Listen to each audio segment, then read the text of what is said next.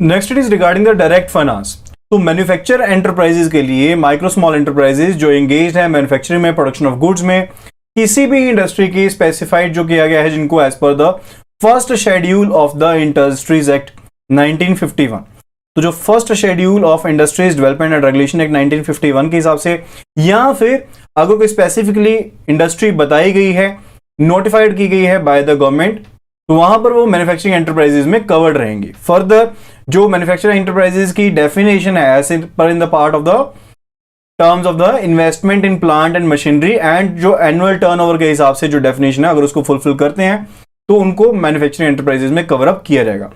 तो जो लोन दिए जाते हैं for food and agro processing, उनको क्लासिफाई किया जा सकता है under the micro small enterprises, provided कि जो यूनिट्स हैं फूड एंड एग्रो प्रोसेसिंग के,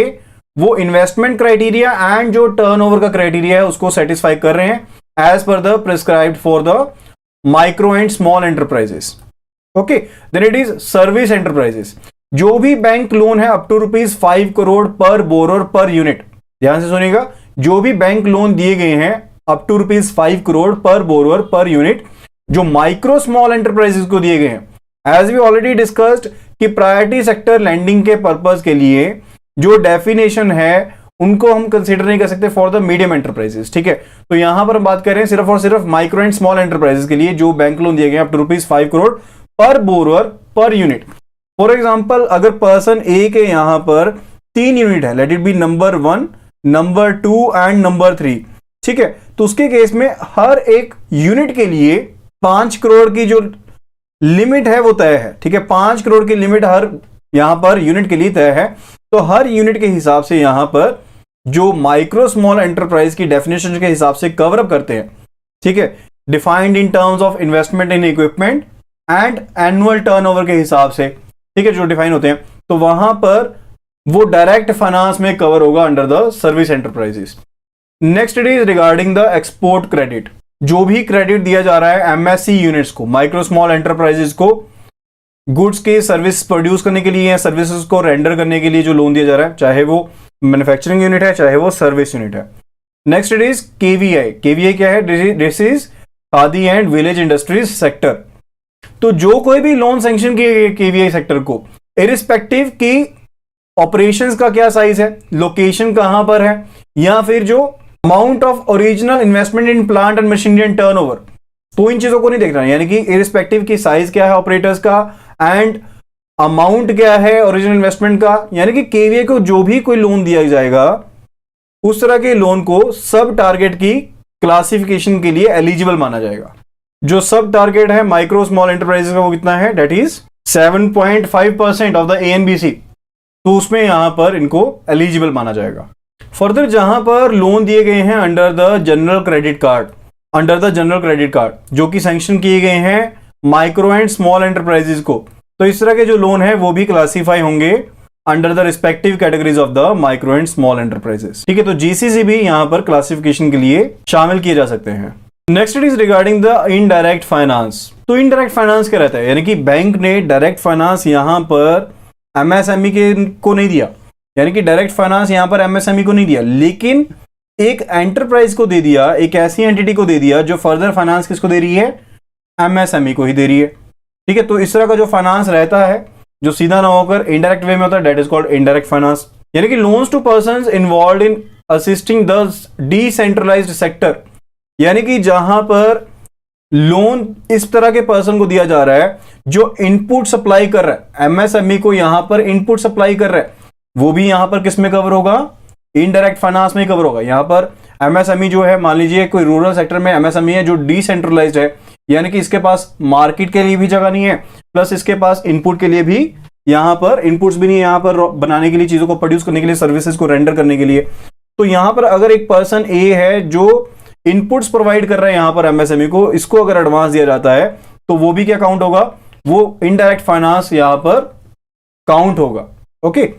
next point it is loans to cooperatives of producers, यानी कि कोई सोसाइटी है प्रोड्यूसर्स की डिसेंट्रलाइज्ड सेक्टर में, आप उन कोऑपरेटिव्स को, उस सोसाइटी को आप लोन दे रहे हैं। ठीक है, जैसे आर्टिजन विलेजेस हो गए या फिर कॉटेज इंडस्ट्रीज होगी, उनको आप लोन प्रोवाइड कर रहे हैं। ठीक है, तो वो भी किसमें शामिल होंगे? That are also covered under the indirect finance. Third it says loan sanctioned by banks to MFIs,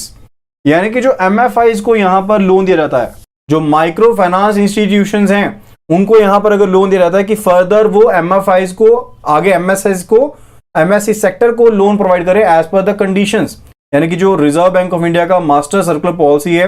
priority sector lending को लेकर, उसके हिसाब से अगर एमएफआईज जो हैं वो फर्दर यहां पर अगर लोन प्रोवाइड करते हैं, यानी कि बैंक ने यहां पर लोन किसको दिया, जिस केस की हमने एग्जांपल ली थी वही केस है यहां पर। बैंक ने यहां पर सीधा एमएसई को लोन नहीं दिया, बैंक ने यहां पर लोन दिया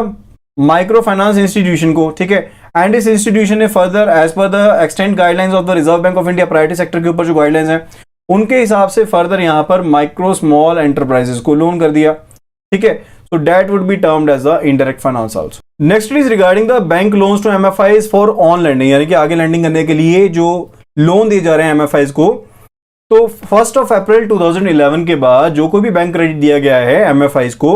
for on lending purposes to individuals and साथ ही साथ जो SHGs के मेंबर हैं, सेल्फ ग्रुप के मेंबर हैं या फिर ज्वाइंट लायबिलिटी ग्रुप के मेंबर हैं, इनको जो लोन दिया गया है date can be categorised under the respective categories, यानी कि वो फर्दर प्रायोरिटी सेक्टर की जो रिस्पेक्टिव कैटेगरीज है उसमें शामिल किया जा सकता है। जैसे एग्रीकल्चर सेक्टर को अगर लोन दिया तो एग्रीकल्चर की प्रायोरिटी सेक्टर में होगा, अगर माइक्रो स्मॉल एंटरप्राइजेस को दिया है तो माइक्रो स्मॉल एंटरप्राइजेस का जो टारगेट है उसमें कवर अप होगा।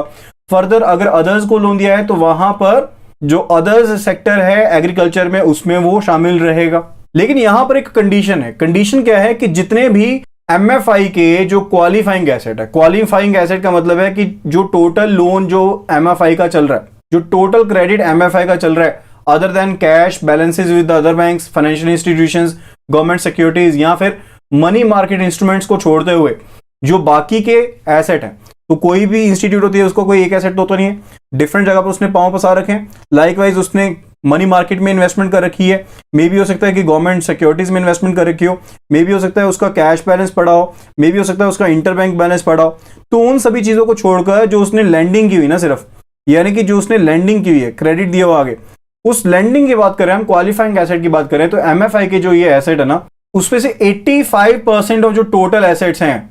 85% ऑफ जो टोटल एसेट्स है ना वो आपके किस में कवर अप होनी चाहिए, क्वालिफाइंग एसेट का 85% एसेट जो है वो प्रायोरिटी सेक्टर में होना चाहिए, तो उसे हम कंसीडर करेंगे। इसके अलावा जो एग्रीगेट अमाउंट ऑफ लोन है, यानी कि टोटल अमाउंट ऑफ जो लोन है आपका, जो क्रेडिट है, ठीक है, यानी कि क्रेडिट में 85% आपका प्रायोरिटी सेक्टर का होना चाहिए। लेकिन ये जो क्रेडिट आपका टोटल आपके इन्वेस्टमेंट्स का, टोटल इन्वेस्टमेंट्स का कम से कम 70% होना चाहिए, यानी कि जहां कहीं से भी इनकम जनरेट हो रही है, मनी मार्केट से इनकम जनरेट हो रही है, गवर्नमेंट सिक्योरिटी से इनकम जनरेट हो रही है, ठीक है, तो यहां पर जहां कहीं से भी इनकम जनरेट हो रही है उसमें जो लोन की भागीदारी है ना वो 70% से कम नहीं होनी चाहिए।